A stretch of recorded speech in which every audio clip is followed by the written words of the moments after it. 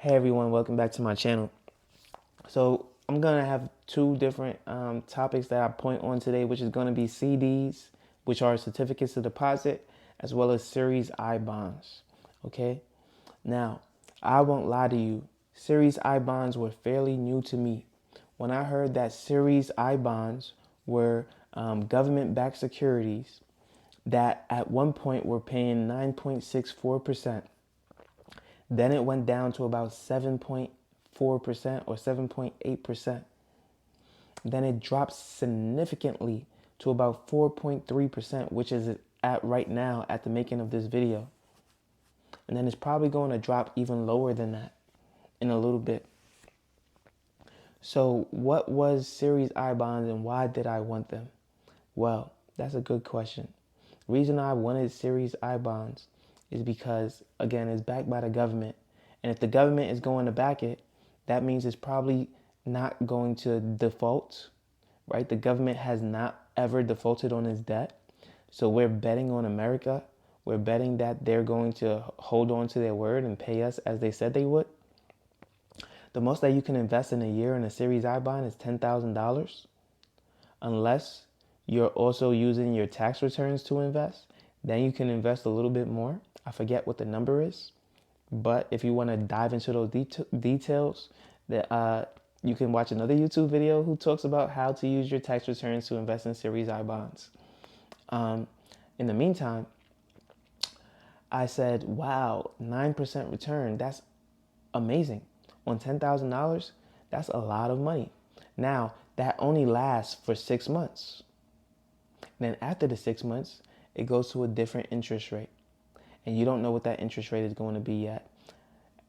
Turns out that interest rate was right around 7%, which was still very, very high and very, very nice and lucrative. So, with that being said, I had invested. I think I had invested right around when it was 9%, maybe 7. And so I got to get a little bit of that equity. I got to get a little bit of that return. And I was very, very excited and very, very happy to be reaping those rewards and knowing that I was not at risk of losing the money. Now, the thing about a Series I bond is that you must hold it for 5 years in order to not get any penalties for pulling out your money. Now, the way I look at a Series I bond is it's an investment. So I'm going to put my investments where it will make me the most return. If I see that Series I bonds are only doing 2% or 1%, I am not going to be investing in Series I bonds. I'm going to wait 3 months, get my little 2% returns, and let that be the penalty when I take all that money out. Because yes, there is a penalty. It's a 3-month penalty when you take money out early from a Series I bonds earlier than 5 years. So I'm going to wait for the interest rate to be super, super low. I'm going to give it 3 months, and then I'm going to take my money out. When I do that, that's going to allow me to take out my money with the lowest interest penalty. And then I can invest it into something that will make me more. So for example, CDs, certificates of deposit, are actually higher than Series I bonds right now. Right now you can get a 5% certificate of deposit, maybe even a 5.15% certificate of deposit. Even some savings accounts are slightly higher than a Series I bond at 4.4 or even 4.5%. So that would tell me that it makes no sense to invest in Series I bonds right now when there are savings accounts that are better than that. So if you have never invested in a Series I bond, right now is not the best time to invest in that, because you can just invest with a bank and have your money FDIC insured, so it's still backed by the government. But now you have a higher interest rate, and in the savings account you won't have any penalties, and in the CD you can decide when to withdraw. So you can do a 1-year CD, a 6-month CD, a 7-month penalty-free CD, a 5-year CD, a 6-year CD. And so there's so many different options for you. Now again, CD means certificate of deposit. In 2019, I had bought a CD for 3.15%. At the time, I thought that that was a good rate. I think I only had put 3,200 in that CD at the time. I can't remember. I can go ahead and take a look. And it was like a 5-year or a 6-year CD for 3.15%. Now, that's a bad investment. Now you would look at that and you would say, whoa, you should have never did that. But back in 2019, right before I started working for Amazon, I thought that that would be like the little creme de la creme, the cream on top that would help me to buy my first property. And I was going to buy that property 6 years from now. So it would have been 2025 when I had bought my first property had I stayed in New York. Because that's what I was working toward.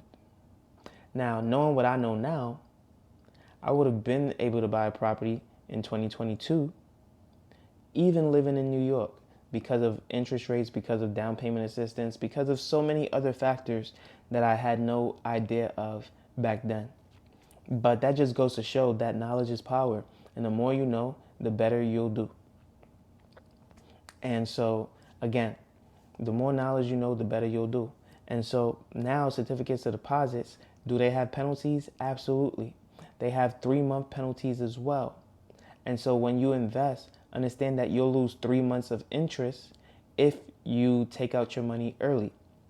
That doesn't mean that you'll ever lose your principal investment. What does principal mean? Principal means the initial amount that you put in. So if I said I put $3,200 in and I take my money out 4 months later, I'm going to get 1 month of interest, and then the other 3 months, they're going to take the interest away and just give me my money back. So basically, the bank was able to lend out my money for free for about 3 months, and they only gave me 1 month of interest because I took it out early. So instead of $3,200, I'm gonna have $3,206 and about 32 cents. Is that a good investment? Probably not, because I only got $6.32 in 4 months. So again, if you don't think that you're going to keep that money in there long term, then you probably shouldn't put it in there. And if you don't think that 4 or 5% is a great return for you, then you probably shouldn't lock it up for that long. And if you think you're going to need that money soon, then don't put it in something that is going to have to literally require you to hold it long term to get the full and maximized benefit. So the way I look at certificates of deposits and Series I bonds and stock market investing as well as 401k investing is that you need to hold these things for the long term unless you find something that is absolutely going to make you more money and almost guaranteeing that return, because all of those things that I just talked about will guarantee you a return outside of the stock market and your 401k. And even then, there are some ways that you can minimize your risk by, again, ETFs like I talked about, like the S&P 500 or VOO.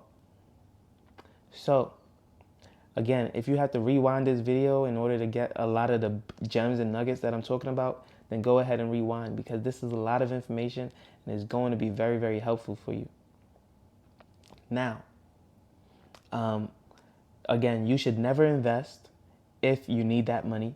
You should never put your money away in a certificate of deposit or a Series I bond if you're going to need that money. Because when you invest, this is money that you should set and forget. If you put it in a CD or a certificate of deposit or a Series I bond, you should set it and forget it. If it's in your 401k, you should set it and forget it.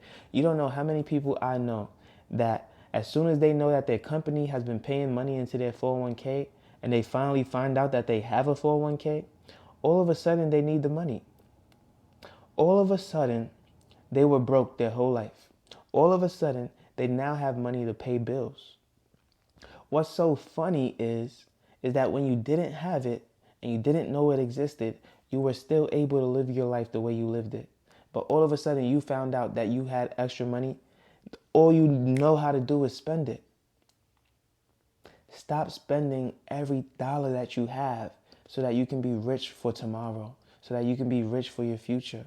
Learn to live on less than what you make, or else you'll be broke forever. It's just as simple as that. And so if you like this video, make sure you leave a like, comment, and subscribe. You know I post every single day at 8 a.m. daily on YouTube and on Rumble, and I can't wait to see you on the next one. Peace.